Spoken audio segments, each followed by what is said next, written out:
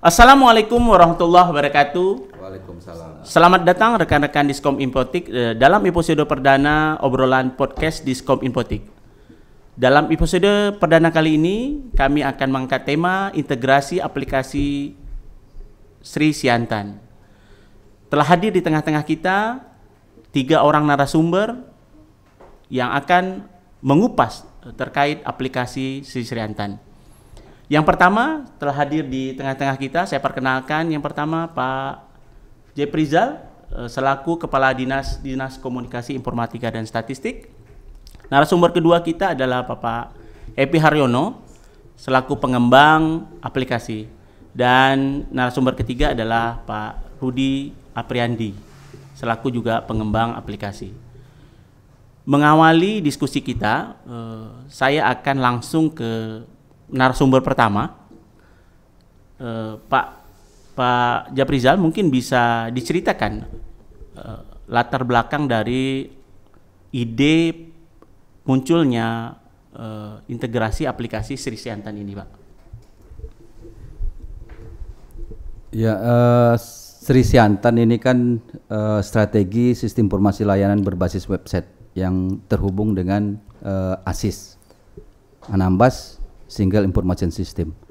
Nah, Sri Siantan dibangun ini merupakan dari tugas proyek perubahan Diklat PKN 2, saya di Pusdiklat Kominfo.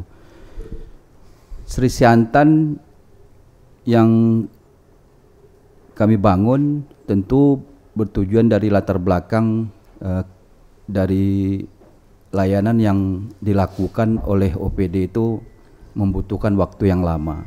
Baik. Nah,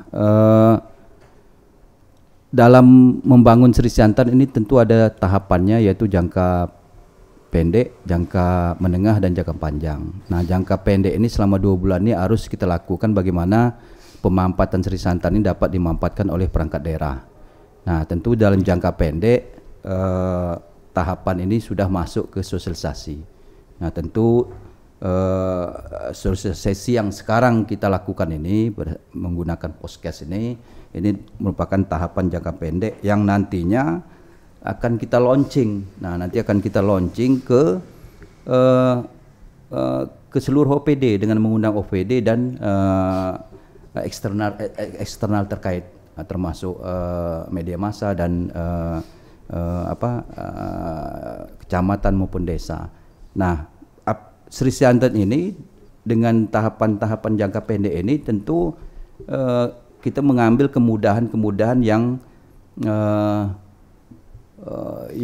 ada di tupoksinya di Dinas Kominfo. Yang pertama, bagaimana kita mempermudah dalam perangkat daerah memampatkan live streaming yang dikelola oleh Dinas Kominfo maupun Zoom meeting maupun layanan pendaftaran untuk email Anambas Cup dan juga kemudahan dalam registrasi tanda tangan elektronik yang selama ini masih secara manual, dan juga kemudahan dalam penanganan pengaduan jaringan internet yang dikelola oleh Dinas Kominfo, termasuk jaringan sinyal 4G yang di operator yang selama ini yang terjadi gangguan yang penanganannya agak lama. Nah, sehingga kami Dinas Kominfo bagaimana kemudahan itu bisa kami lakukan dengan berkoordinasi dengan pihak operator khusus untuk penanganan jaring Kominfo. Nah, kita bangun Sri Siantan ini yang terintegrasi dengan ASIS. Nah, alhamdulillah ASIS yang sudah terbangun tentu bisa dikembangkan dengan membangun layanan-layanan yang terintegrasi dengan ASIS. Nah, bukan hanya Sri Siantan ini saja, nanti tentu ada layanan-layanan lainnya nanti yang akan terintegrasi dengan ASIS yang menjadi kemudahan. Jadi nantinya bagaimana ASIS ini bisa menjadi suatu kebutuhan bagi perangkat daerah untuk memudahkan perangkat daerah maupun masyarakat dalam menerima layanan. Nah, tentu ASIS inilah yang Baik, menjadi sumber utama, aplikasi utama yang nantinya terintegrasi. Nah, secara terintegrasi tentu memudahkan dalam kita membangun database. Nanti secara teknisnya nanti Pak Epi selaku administrator utama akan menjelaskan. Mungkin gambarannya sedikit seperti itu. Baik Pak, sebelum saya ke narasumber kedua, saya coba ingin mendalami lebih lanjut. Sebenarnya layanan yang disajikan dalam aplikasi terintegrasi Sisiantan ini menjawab kebutuhan yang seperti apa Pak? Walaupun tadi sudah dijelaskan sedikit, saya ingin lebih mendalami agar sebenarnya pengguna atau calon pengguna layanan ini ke depan begitu apa istilahnya, begitu bisa menjawab keinginan mereka atau kebutuhan mereka terhadap layanan-layanan yang disediakan oleh Kominfo. Mungkin begitu Pak. Ya, tentu kita secara bertahap dengan kondisi kita daerah yang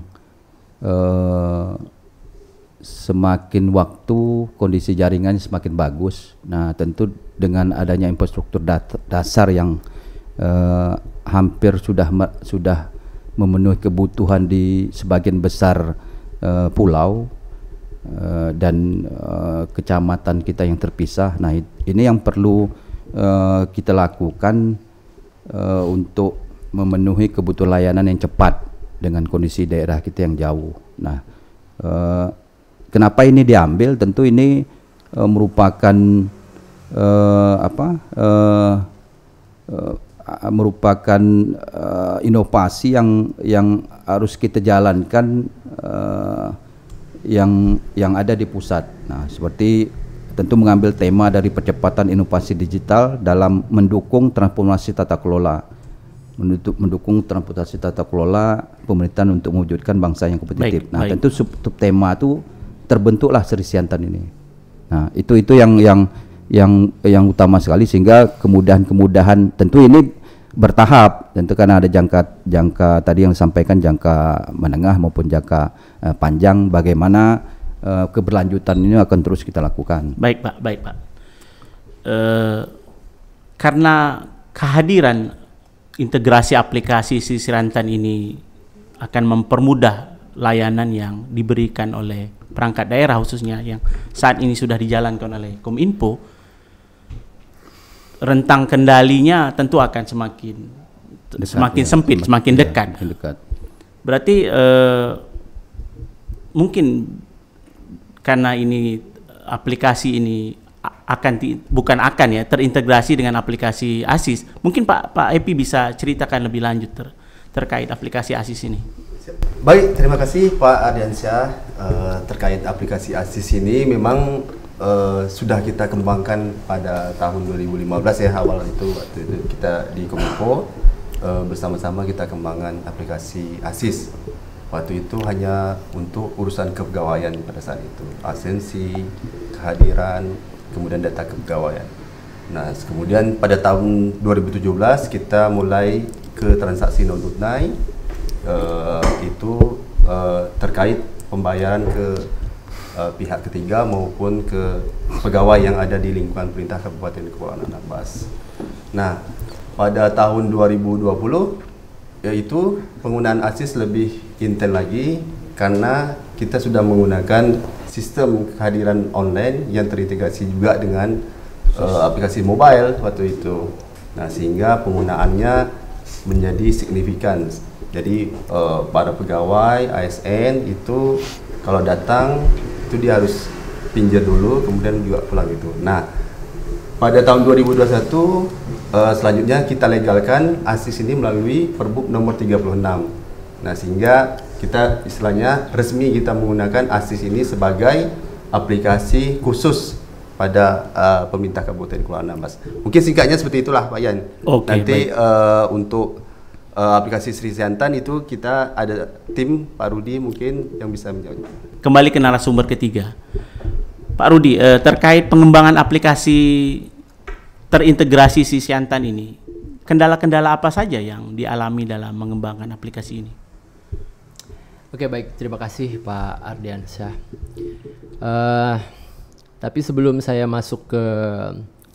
ke tahapan apa tadi? Kendala. Kendala ya Pak Yan. Iya. Nah, sebelum saya masuk ke kendala, gimana proses pembuatannya, integrasinya.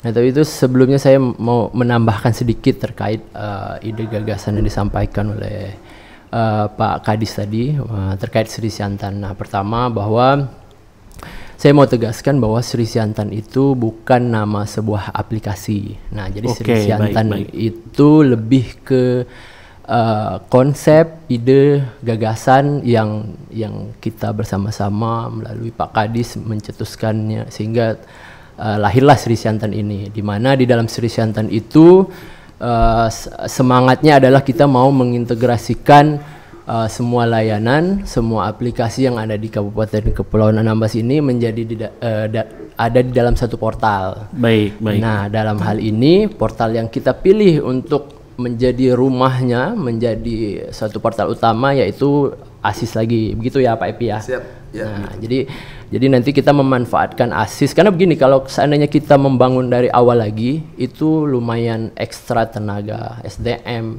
anggaran kita akan terkuras di situ. Sementara kita ada loh ini aplikasi yang sudah running, yang sebetulnya secara konsep itu udah sama dengan Sri Siantan, yaitu saling terintegrasi dan ada di dalam satu portal. Nah, seperti itu. Kemudian Sri Siantan ini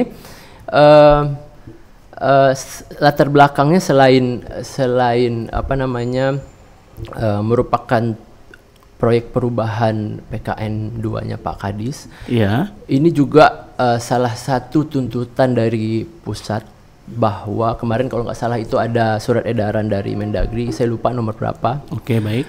Itu salah satu isinya, salah satu poinnya itu mengharuskan daerah untuk mengkonsolidasikan aplikasi yang ada di daerah.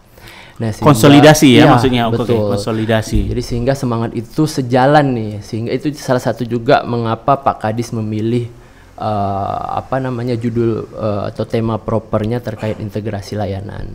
Nah, mungkin tadi belum terjawab ya Pak Yan ya terkait kendalanya. Oke. Nah, mungkin itu sedikit tambahan terkait latar belakang Sri Siantan. Mungkin dari sisi kendalanya, mungkin kendala itu lebih ke kendala teknis ya Pak Yan ya. Iya. Kendala teknis yang, tapi alhamdulillahnya nih Pak Yan, saya sangat apresiasi yang sangat luar biasa kepada Pak Epi Haryono yang sudah mengembangkan ASIS sedemikian rupa dengan teknologi yang semakin mutakhir. Beliau mampu mengupgrade nih sistem ASIS yang awalnya masih kalau bahasa teknisnya itu monolith gitu, masih sendiri-sendiri jalannya. Oke. Sekarang beliau mampu mengupgrade sistemnya menjadi microservice namanya. Nah itu yang mungkin dari teman-teman pernah dengar, mungkin penonton yang juga pernah dengar, itu namanya API. Nah, itu salah satu teknologi untuk bisa saling berintegrasi. Sehingga kenapa saya bilang ini mempermudah, karena setiap programmer yang mau masuk ke ASIS itu kita tidak perlu melihat latar belakang bahasa pemrograman yang dia kuasai.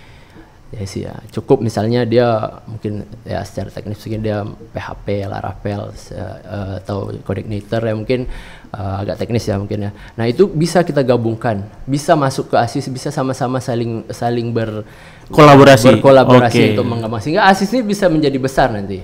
Nah mungkin salah satu kendalanya itu dari hal teknis, dan kemudian yang kedua SDM, Pak Yan. Kita sangat kekurangan SDM sehingga menghambat dari segi hal waktu untuk penyelesaiannya jadi sedikit terhambat. Mungkin baik. Sambil diskusi lagi. Iya, karena selain rekan-rekan narasumber atau bapak-bapak narasumber ini menjelaskan terkait aplikasi Sri Siantan, saya pikir juga kita mungkin bisa mengundang partisipasi dari masyarakat atau rekan-rekan di perangkat daerah untuk terlibat dalam pengembangan aplikasi-aplikasi ke depan. Jadi terkendala yang Pak Rudi sampaikan tadi itu mungkin bisa terjawab dari kontribusi nanti rekan-rekan yang bisa ikut mengembangkan aplikasi Sri Siantan ini ke depan. Mungkin saya kembali ke Pak Kadis kembali. Dalam aplikasi Sisriantan ini atau integrasi aplikasi Sisriantan ini, sejauh mana Pak dukungan yang telah diberikan oleh pemerintah dalam hal ini untuk untuk mengimplementasikan aplikasi ini di tingkat pemerintah daerah kita, Pak? Ya, tentu butuh komitmen bersama. Jadi dukungan bersama yang harus dilakukan stakeholder internal maupun eksternal. Yang internal dari Dinas Kominfo dulu, bagaimana membangun visi bersama sehingga ini bisa terwujud. Nah, tentu dukungan stakeholder eksternal, terutama pimpinan, perangkat daerah terkait. Nah, ini perlu ada komitmen sehingga Sisriantan ini bisa berkelanjutan yang tadi saya sampaikan.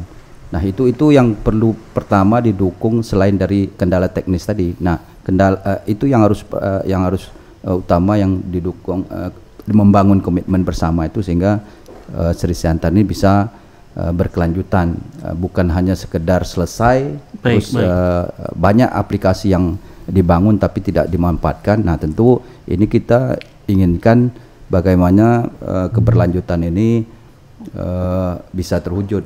Nah, terutama bagaimana apa yang disampaikan Pak Rudi tadi, ASIS ini bisa terintegrasi juga atau bisa dibangun dikembangkan juga oleh OPD lain yang tentu dengan layanan yang ada, sehingga kebutuhan tersebut tuh OPD itu mengakses di ASIS. Sehingga ASIS ini merupakan apa yang menjadi tujuan di dalam peraturan Bupati itu bisa berkelanjutan. Nah, seperti itu. Baik. Saya mungkin ke Pak Epi, karena tadi Pak Rudi dan Pak Jeb sempat menyampaikan kendala-kendala dan harapan-harapannya. Mungkin saya bisa melalui Pak Epi, mungkin Pak Epi bisa mengundang rekan-rekan yang istilahnya berkomitmen untuk mengembangkan aplikasi-aplikasi terkait layanan kepada masyarakat maupun layanan di internal pemerintah ini, agar ikut terlibat dalam mengembangkan aplikasi ini untuk jangka panjang. Kira-kira seperti apa Pak keterlibatan dari rekan-rekan di lingkungan pemerintah kita yang bisa kita ajak atau kita bisa undang nanti ke depan? Bisa sampaikan. Baik Pak Yan, jadi kalau ASIS ini kan sekarang sudah menggunakan teknologi microservice, jadi sehingga background apa saja dia programmernya, dia bisa juga kita integrasi masuk, istilahnya berkolaborasi bersama-sama gitu. Nah, kalau untuk OPD seandainya punya programmer, ya silakan berkoordinasi dengan kami, Pak Rudi atau saya langsung seperti itu. Jadi nanti kita berikan istilahnya spek teknisnya apa-apa yang supaya bisa integrasi. Nah, atau boleh juga sih sebenarnya OPD itu istilahnya dia mau pingin aplikasi apa ini, atau perlu data apa yang perlu didigitalkan seperti itu. Tinggal bersurat saja ke Kominfo seperti itu. Menurut saya seperti itu. Jadi alurnya sudah jelas, karena mungkin kalau di daerah kita juga masih SDM untuk programmer ini masih rendah, sehingga agak sulit juga mungkin kita cari programmer di OPD, kecuali mungkin di luar ya, di luar Anambas. Jadi mungkin alurnya juga bisa seperti itu. Jadi menyurati Kominfo, kita perlu layanan dibangun layanan apa, nanti kita integrasi juga dengan ASIS, jadi itu. Iya. Seperti itu mungkin Pak. Baik. Sebenarnya transformasi digital yang sedang kita jalankan ini, pengembangan aplikasi di lingkungan pemerintah daerah untuk melayani masyarakat, sebenarnya sudah menjadi kebutuhan yang mutlak. Ya, jadi selanjutnya Pak mungkin bisa diceritakan sedikit proses bisnis dari aplikasi Sisriantan ini seperti apa Pak Jeb, silakan. Ya, tentu Sri Siantar ini kenapa dibangun? Tentu ada tahapan dari permasalahan isu-isu yang ada, isu-isu strategis lah yang ada. Tentu isu-isu ini diangkat. Setelah itu baru bagaimana kita membangun gagasan perubahan. Nah, untuk membangun komitmen bersama tadi. Nah, dengan permasalahan tersebutlah sehingga sehingga Sri Siantar ini tentu harus kita wujudkan. Nah, untuk memudahkan OPD lah atau perangkat daerah maupun masyarakat, terutama khususnya dalam gangguan layanan sinyal 4G. Iya. Nah, itu Pak, itu. Ya, pertanyaan? Proses bisnis ya. Tentu tahapan dalam pengembangan layanan ini yang terintegrasi dengan ASIS tentu ada tahapan SOP maupun proses bisnis. Nah, proses bisnis mungkin nanti Pak Rudi akan menjelaskan dari kemudahan yang sebelumnya mungkin memakan waktu 2-3 hari. Nah, dengan kita membangun proses bisnis ini tentu layanan itu akan memudahkan 2-3 jam. Ya. Nah, tahapannya mungkin secara teknisnya nanti Pak Rudi mungkin bisa menjelaskan sedikit. Ya, sebelum saya kembali ke Pak Rudi, sebenarnya profesi sebagai programmer ini profesi yang cukup bisa dibilang cukup keren ya. Karena profesi sebagai programmer ini. Coba mungkin Pak Rudi bisa cerita. Pak Epi dulu lah sebagai yang Oh gitu, Pak Epi. Kalau saya sih sebenarnya programmer itu hobi. Oh hobi. Jadi ya. kita profesi sekaligus hobi itu kan mungkin agak lebih. Tapi saya anggap itu profesi yang keren, Pak. Iya. Iya. Hobi ya. Hobi santai karena kan istilahnya programmer ini ketika ada sulit untuk mengatasi error apa segala macam pasti banyak error segala macam itu. Nah, disitulah kita gimana cara berpikirnya yang supaya bisa mengatasi error itu. Menurut saya sih lebih pada hobi sih. Hobi tapi hobi yang dibutuhkan begitu, Pak. Iya. Ya, dia bagaimana kita memanfaatkan lah kan dengan keterbatasan SDM. Nah, tentu kita harus memanfaatkan apa yang dibangun Pak Epi ini menjadi berkelanjutan itu tadi. Iya. Nah, kami selaku dinas teknis atau stakeholder lah, leading sektornya dalam pengembangan aplikasi tentu sangat berharap nih Sri Siantar ini berkelanjutan sehingga dibutuhkan yang disampaikan tadi dibutuhkan OPD. Jadi jalan masuknya ke ASIS tadi. Iya, baik. Karena database-nya sudah ada ya Pak Epi, database sudah ada. Sudah ada Pak. Jadi sedikit saya tambahkan terkait profesi programmer. Iya, keren itu Pak. Jadi profesi programmer ini sebetulnya profesi tukang cari masalah. Oh begitu. Ya. Jadi dia nyari masalah, tapi yang kerennya dia nyarikan solusinya juga. Oke, baik. Jadi sebelum misalnya kami butuh gimana caranya supaya ini ya, gimana caranya supaya ini gitu. Kita carikan masalahnya terus ternyata pemecahan masalahnya seperti ini. Nah, gitu. Ya, jadi pencari masalah dan menyelesaikan masalah. Tapi nggak nyari masalah orang. Oke, baik. Bukan pegadaian. Bukan. Ya, mengatasi masalah dengan masalah baru. Oke, siap. Jadi lanjut. Mengatasi masalah yang sudah ada untuk istilahnya melancarkan supaya proses lebih efektif dan efisien lagi. Oke. Ada mungkin istilahnya kata-kata lain yang sebenarnya bisa Pak Rudi sampaikan terkait profesi programmer ini yang bisa menggugah sebenarnya pengembangan ke depan karena saya ingin menjebatani dua kendala yang sudah disampaikan Pak Rudi dan Pak Jeb tadi bahwa ada kebutuhan di satu sisi di masyarakat dan di OPD, ada satu sisi kendala yang dialami oleh perangkat daerah dalam mengembangkan aplikasi itu. Jadi salah satunya itu tadi jumlah programmer itu. Ya, saya pingin istilahnya diskusi kita ini juga memberikan tambahan wawasan kepada pendengar-pendengar kita, pemirsa kita bahwa kita saat ini pemerintah Kabupaten Kepulauan Namas sangat membutuhkan sebenarnya profesi programmer ini. Jadi tidak tertutup kemungkinan sebenarnya profesi programmer ini diisi oleh orang-orang yang tidak berbackground IT sebenarnya. Oke. Sangat mungkin. Oke. Nah, jadi sebetulnya saya setuju dengan Pak Ardiansa sebetulnya.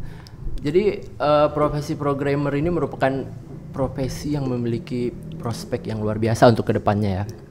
Kenapa saya bilang kayak gitu? Karena hampir dari setiap lini kehidupan kita ini itu sudah menggunakan atau memanfaatkan teknologi, dan itu salah satu bahwa saya yakin bahwa profesi programmer ini kedepannya merupakan prospek yang baik. Mungkin adik-adik yang mungkin sekarang lagi pusing bingung mau cari kuliah atau jurusan apa, saya rekomendasi. Itu poin betul, poin sekali itu. Oke, baik. Programmer. Oke. Baik, sebelum kita tutup podcast kita kali ini, mungkin saya mintakan closing statement dari masing-masing narasumber. Saya mulai dari Pak Jeb, mungkin memberikan closing statement. Ya, sebelum ditutup, jadi sosialisasi yang kita lakukan sekarang, tahapan dari jangka pendek tentang strategi sistem informasi layanan berbasis website ini atau Service Center yang terintegrasi dengan ASIS. Nah, ini kan tahapan jangka pendek yang nantinya setelah ini tentu akan ada launching. Nah launching yang kita lakukan yang tadi disampaikan, tentu setelah melakukan launching tentu kita harus melakukan evaluasi sejauh mana uji coba aplikasi ini bisa diterapkan. Nah, tentu nanti jangka panjang dari proyek ini tentu bisa saja nanti kita lakukan secara berbasis Android ya Pak ya, berbasis Android untuk kemudahan, karena kan kita tentu memikirkan pegawai yang lebih mudah secara mobile kan, lebih mudah baik kepala perangkat daerah maupun pegawai lebih mudah secara mobile. Nah, ini yang jangka panjangnya nanti akan kita lakukan penyempurnaan.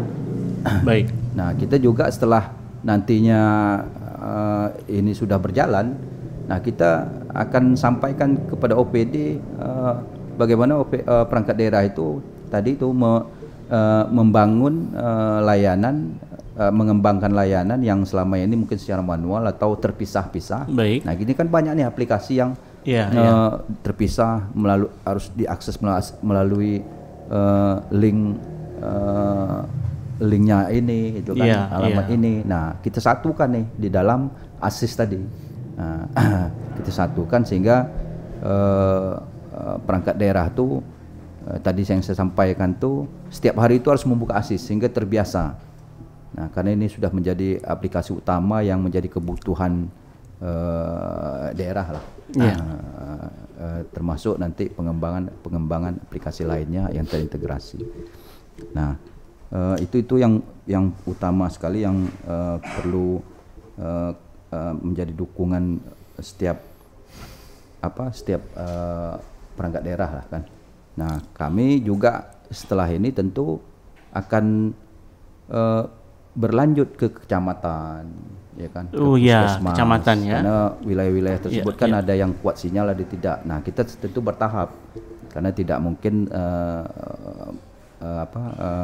ide gagasan inovasi ini begitu saja kan, tentu harus ada tahapannya yang harus kita lakukan. Juga kami berharap nanti langkah kedepannya ini juga menjadi langkah awal penguatan layanan digital. Jadi tentu pengembangan aplikasi Service Center ini akan mengintegrasikan seluruh layanan tadi yang disampaikan, seluruh layanan berbasis online lah. Bahkan nanti apa yang tadi Pak Epi sampaikan, kemudahan-kemudahan tersebut secara mungkin versi Android lah kan, versi Android. Nah, itu dari beberapa pegawai itu sudah menginginkan seperti itu. Nah, sehingga segala sesuatu itu mudah diakses lah. Jadi tidak sulit lagi bagi orang mau membuka ASIS, tentu sudah lebih cepat. Kami tentu mendukung dari sisi jaringan, dari sisi layanan lainnya, ketersediaan kebutuhan infrastruktur dasar lainnya. Iya, berarti Kominfo juga mempersiapkan diri untuk mengantisipasi kebutuhan-kebutuhan ke depan ya. Ya, baik, closing statement mungkin dari Pak Epi. Baik, Pak Densyah, paling ASIS ini kan merupakan aplikasi utamanya, aplikasi khusus pemerintah Kabupaten Kepulauan Anambas. Nanti kami harapkan kepada semua OPD bisa mengintegrasikan layanan-layanan baik melalui Sri Siantan tadi maupun melalui ASIS langsung mungkin. Jadi sehingga kita bisa memanfaatkanlah aplikasi yang sudah kita bangun ini dan yang sudah ada ini. Mungkin itu Pak Yan, makasih. Ya, yang terakhir Pak Rudi, silakan. Ya, baik. Kalau dari saya, mungkin saya mengajak nih ke mungkin terkhusus kepada teman-teman yang ada di internal pemerintah daerah. Baik. Yuk kita mulai melakukan transformasi baik secara sistem kerja kita maupun secara pola pikir kita harus mulai beralih nih ke sistem yang digital. Oke. Mungkin itu dari saya. Iya, kata kuncinya transformasi digital. Oke. Mungkin ditambah lagi sebelum. Iya, Nah, silakan, tentu tujuan ini kan bagian kecil dari pengembangan inovasi digital. Nah, tentu ini merupakan tahapan yang berkelanjutan untuk kita mendukung Indonesia digitalisasi 2029. Nah, tentu akan mendukung percepatan bagaimana menuju Indonesia Emas 2045. Nah, itu perlu kita lakukan walaupun kita daerah perbatasan. Nah, itu yang sangat penting menurut saya, walaupun kita daerah yang serba terbatas, tapi inovasi kita lebih maju. Oke, baik. Terus Setuju sekali. Kita bisa bersaing dengan daerah lain yang infrastrukturnya lebih maju dan tersedia. Iya. Mungkin demikian. Ya, baik Pak. Mungkin dapat saya simpulkan sedikit sebelum saya menutup diskusi kita ini, bahwa transformasi digital yang dilakukan oleh pemerintah daerah adalah menjawab kebutuhan masyarakat. Namun kendala-kendala yang ada perlu kita kolaborasikan bersama untuk kita selesaikan agar lebih optimalnya transformasi digital ini. Mungkin sekian dulu podcast kali ini. Sekian dari saya. Mohon maaf jika ada kekurangan. Wassalamualaikum warahmatullahi wabarakatuh. Waalaikumsalam warahmatullahi wabarakatuh.